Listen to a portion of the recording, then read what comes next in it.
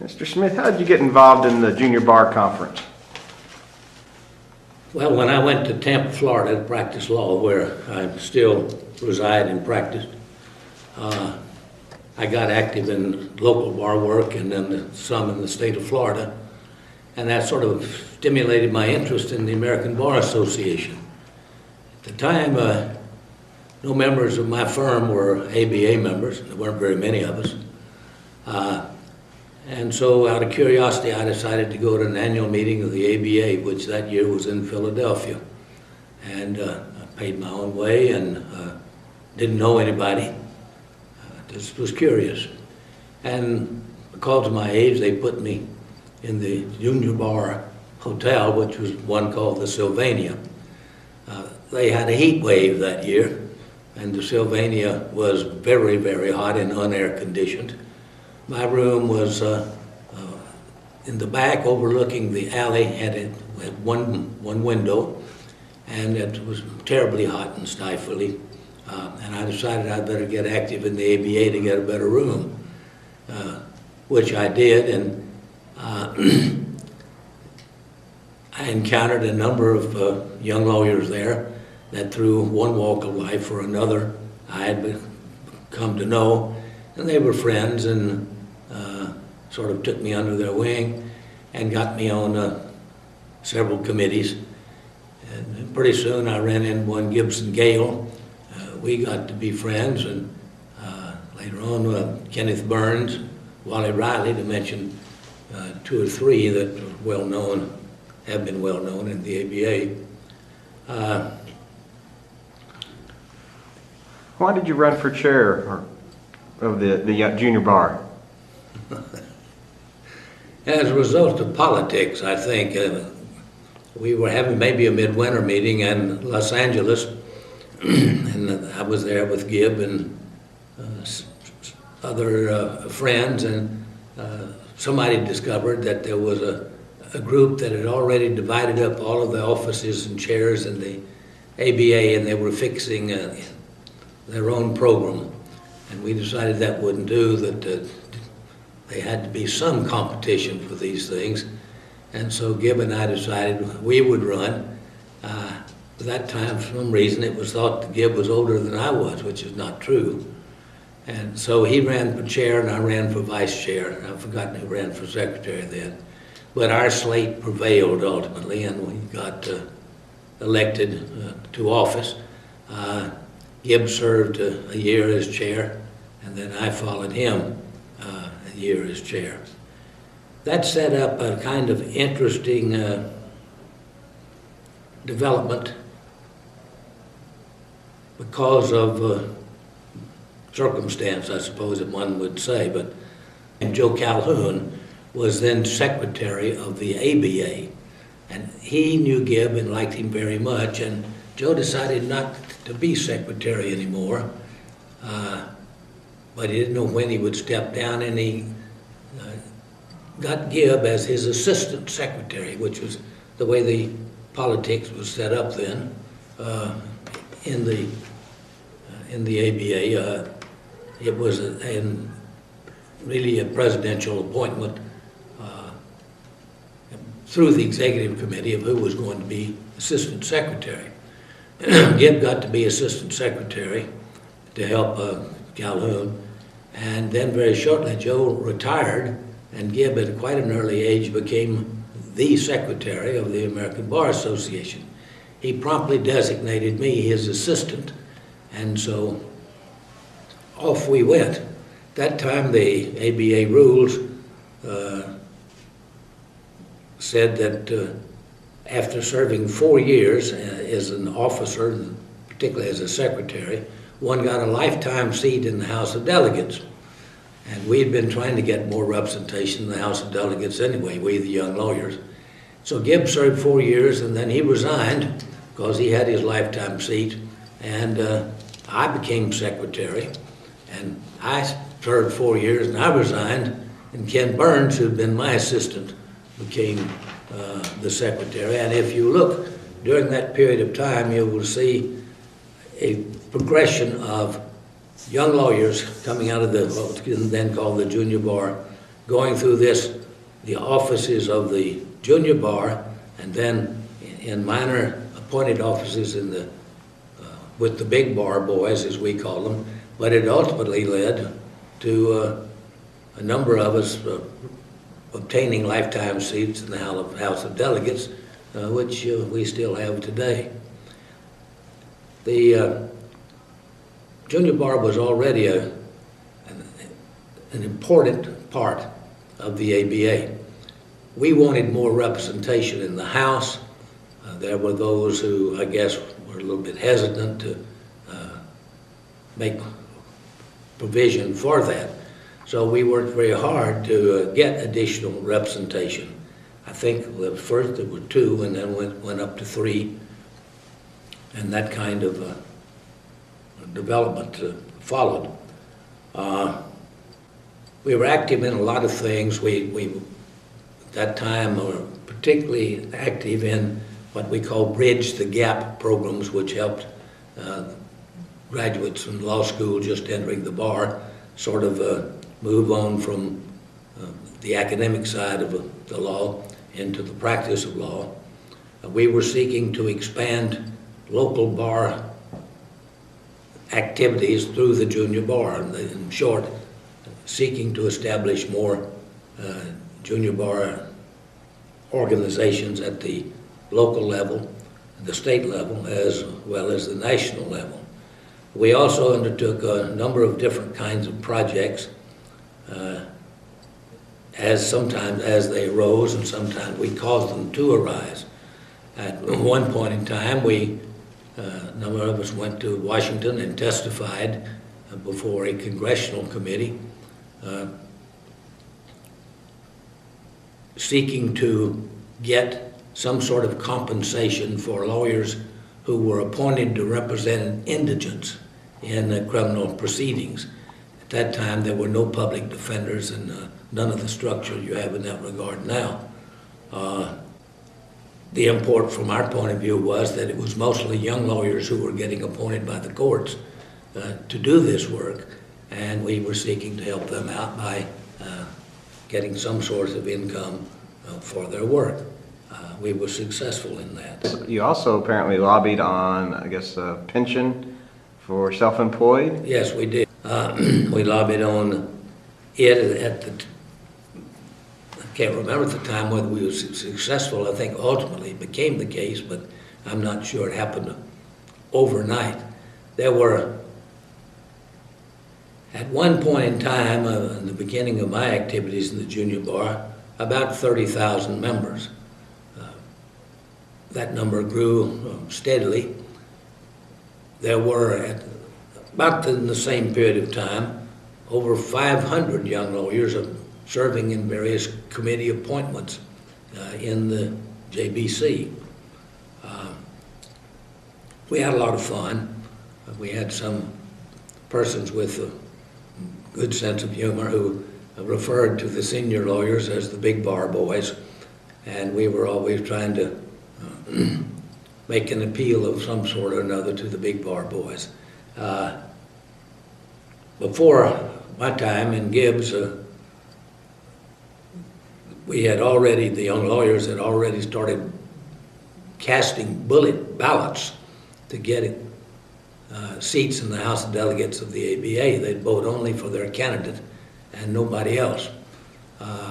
That was outlawed as a result of a little bit of success that the younger lawyers were having, and instead, in return, the JBC got an additional seat in the House of Delegates.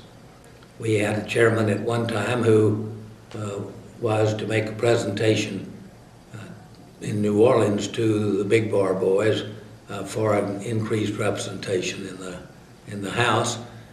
We did a little partying on the night before on Bourbon Street, and the next morning we had to take the chair, I won't mention who he was, to the barbershop and have him worked over in order that we could get him in shape to appear before the board of the ABA. Once he got there, did he perform okay? He did all right, yes. And we were, I think whatever that venture was, we were successful in that as well. What can you tell me about Kirk McAlpin? Well, he was known as Red Dog. At the time, he was a very lively and vivacious fellow.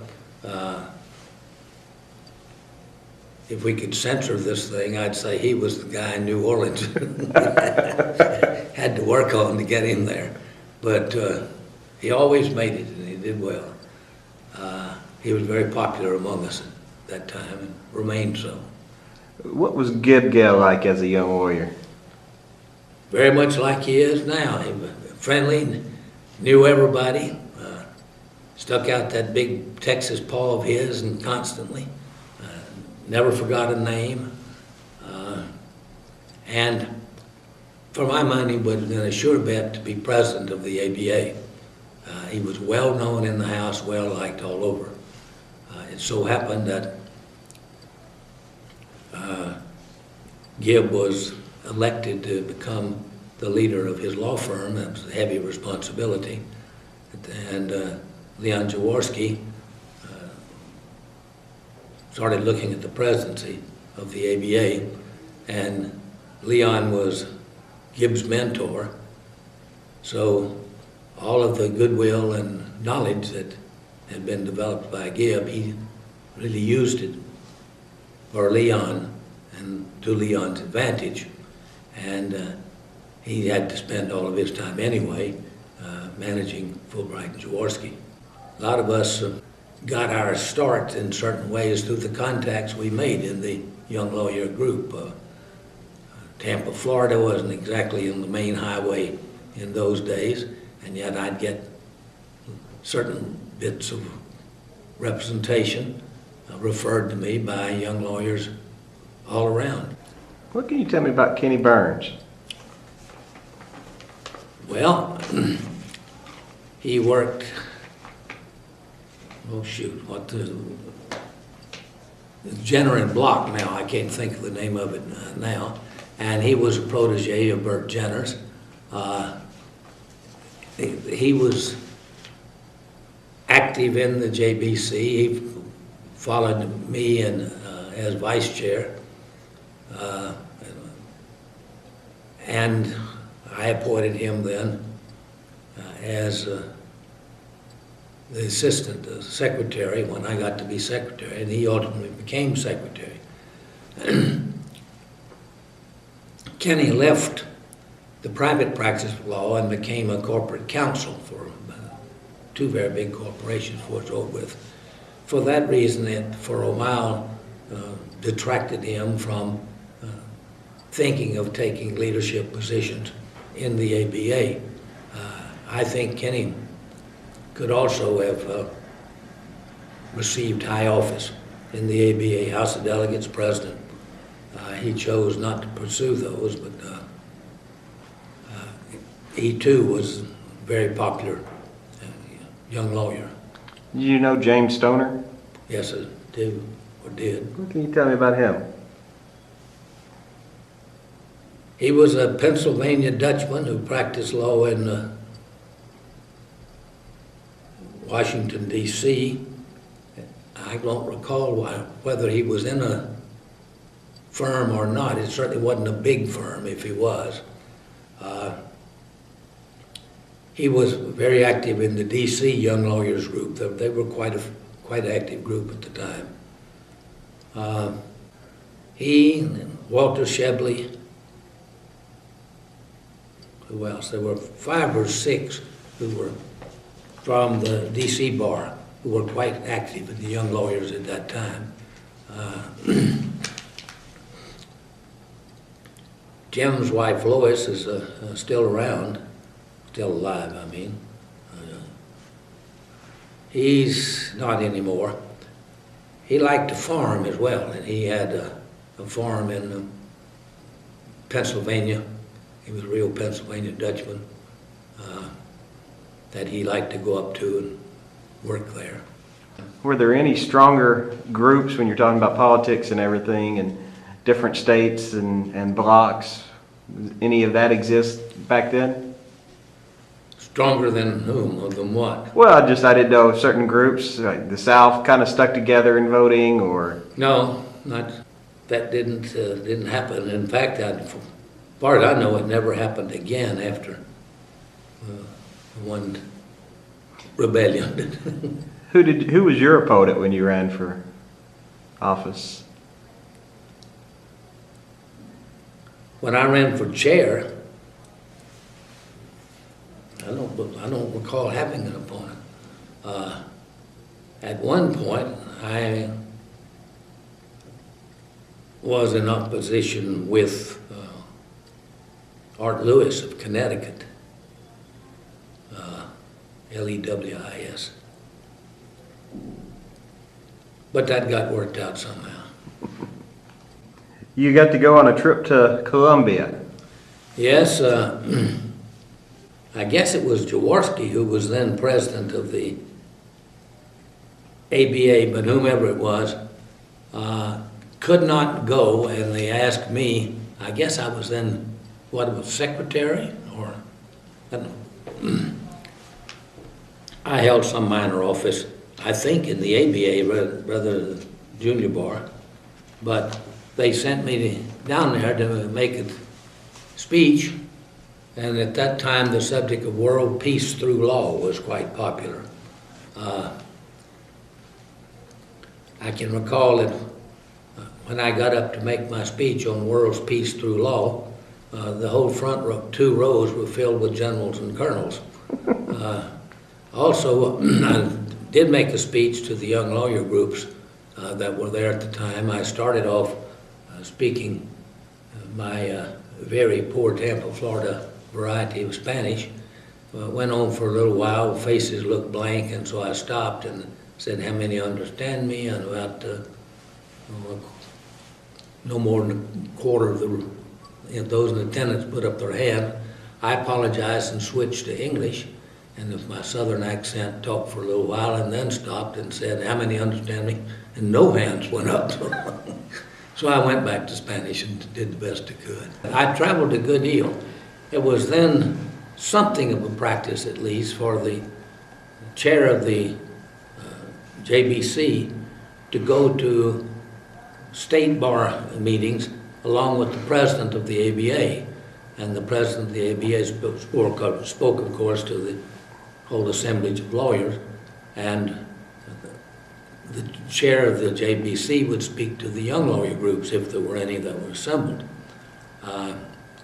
Whitney North Seymour, who was a very distinguished lawyer from New York, was president the year I was chair of the JBC, and we had an interesting kind of time. Whitney's wife, who was a very colorful lady, did not like to fly, so they traveled between bar meetings by train. Meanwhile, I was still very much involved in trial practice, so I'd make my speech at one meeting, fly home, maybe try another case or something, and then fly back. And most of that time, Whit has been traveling on the train.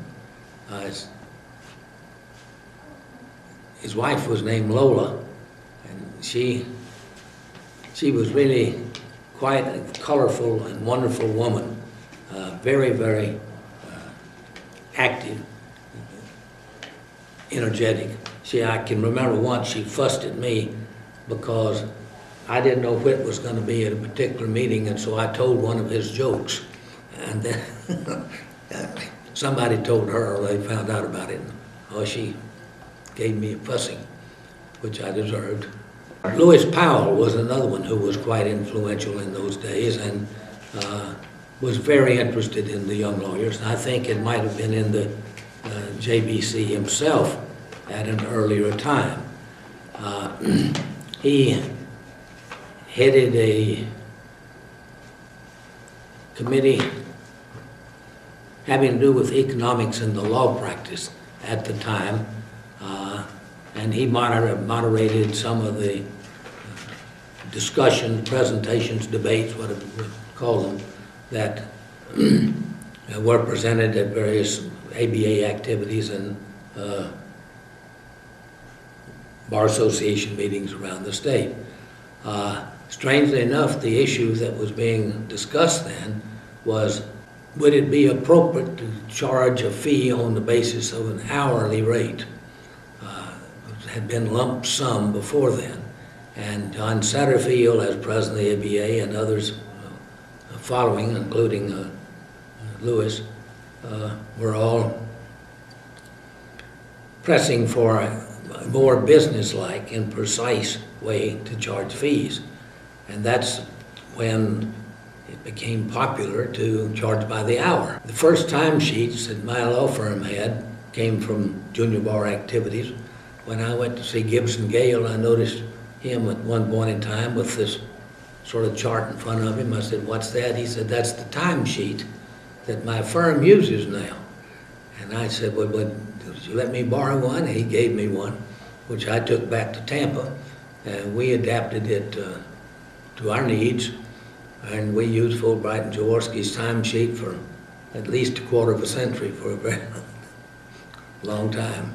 When you were chair, it looks like you did actually go to the Canadian Bar Association meeting in Quebec City. Yes, it did. I recall that. Can you tell me about that?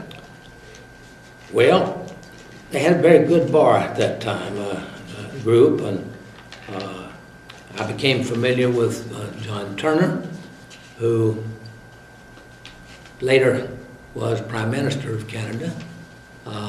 Someone else, whose name I can't remember, but can't, who became a member of the Supreme Court of Canada. A couple whose families wintered down on the Gulf beaches of Florida that I was able to stay in touch with. That was a very good relationship between the Canadian young lawyers and the American Bar Association young lawyers at that stage. I don't know whether it's continued or not. Now, you also, in your questionnaire, you mentioned Lowell Beck. Yes. What can you tell me about? Well, Lowell Beck was the first ABA administrator assigned to work with and for the junior bar. And so he was our person to help us have meetings, to get space, and we, of course, put pressure on him as often as we could to gain advantages for the young lawyers, and where the meeting was going to be, what the hotel was going to be, a variety of activities of that sort. Lowell was very, very effective. I thought that he would ultimately become the executive director of the ABA. He was very, very close to Bert Early, and I thought Bert would give him some opportunity for experience, and he would move into the leadership, the staff leadership of the ABA. It didn't work out that way, and because Lowell left and went into corporate work, and he, before it was over, he was president of a life insurance company and was quite successful in that regard. What is the importance of the Young Lawyers Division? I think it's of enormous importance. It provides for the young lawyers an opportunity to see that their responsibilities, their undertakings are far broader than that which they might see in the local circuit or even in the state where they are. It gives them an opportunity to appreciate the importance of law and the rule of law in the United States and indeed in the world. It gives them an opportunity to make friends, and those friendships last a lifetime. It provides inspiration for leadership in the law. I don't necessarily mean being chair or president, something like that, but to take meaningful positions at the local level in the various communities and be effective citizens, ensuring the peace, the rule of law. When you were active in the junior bar, there wasn't much diversity. That's quite true. Were there any women that were active in the junior bar? I don't recall any, I'm sorry. I expect there were a few, but no persons of color. That came later. But some of the training that we got, and some of the perspectives of the organized bar and its responsibilities led junior bar leaders of one decade to, in ABA leadership positions in another decade, take the lead in encouraging diversity, both on the basis of race and on gender. And a lot of the advances that we made, young lawyers were instrumental. At some point, it was people who had been young lawyers were instrumental in stimulating and ensuring and enhancing that diversity. And When you were president of the ABA, was that the year that Jane Barrett was chair of the Young Lawyers? yes, So you actually had the opportunity to work with Jane when she was the first female chair of the Young Lawyers, is that correct? I did, and worked a good deal with Dennis Archer, too. He was kind of a protege of mine. Already in the House of Delegates, one of the first blacks to be there. And not sitting back, a la Dennis, he was speaking out when he felt he had something to say. He generally did. But Jane helped me a great deal in a project that I undertook to create more voluntary bar associations around the country engaged in delivery of legal services to the poor.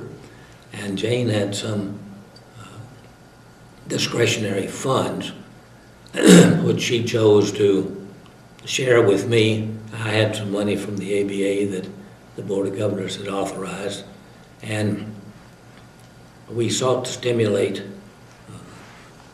the growth of organized bar at the local level involved in legal aid for the poor.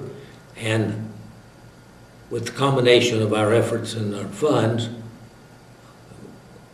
we established groups devoted to this cause in Honolulu, Portland, Oregon, Baltimore, Duluth, Minnesota. The other one come to me tonight sometime. Do you have any other good, your favorite memories that you could share? Heartwarming for me memories relate to the people that I came to know and had an opportunity to work with. How well they did in the practice of law and in the legal community and as citizens over the years that followed. How close we continued to be as friends for many, many years, and how we were mutually supportive. It was just a great relationship. And for me, that's what I recall mostly about the junior bar activities. When you and Gib get together, are there any stories that seem to get told over and over from your time in the junior bar? Well, the one about the reason we got involved in the first place is one I guess has been told more than once, that this was the time when the young lawyers and their wives were having families, and it was not unusual for the wives to come to the midwinter or annual meetings with their husbands in the junior bar, and a number of them would be pregnant. I can remember Kenny Burns seemed always to have a pregnant wife. How has the junior bar and the Young Lawyers Section Division changed the ABA? Well, I think it's made the ABA more sensitive to issues that it might not have been earlier knowledgeable or interested in. I think it has stimulated interest in the organized bar and added to the ranks of the lawyers who participate in the work of the ABA. I think it has brought strength to the ABA as an organization by first involving young lawyers and in a way training them through the activities of the Young Lawyer Division to take leadership positions, not only in the ABA, but leadership positions at home on the state and local levels. I do not know of a section or division in the ABA that I regard as more important.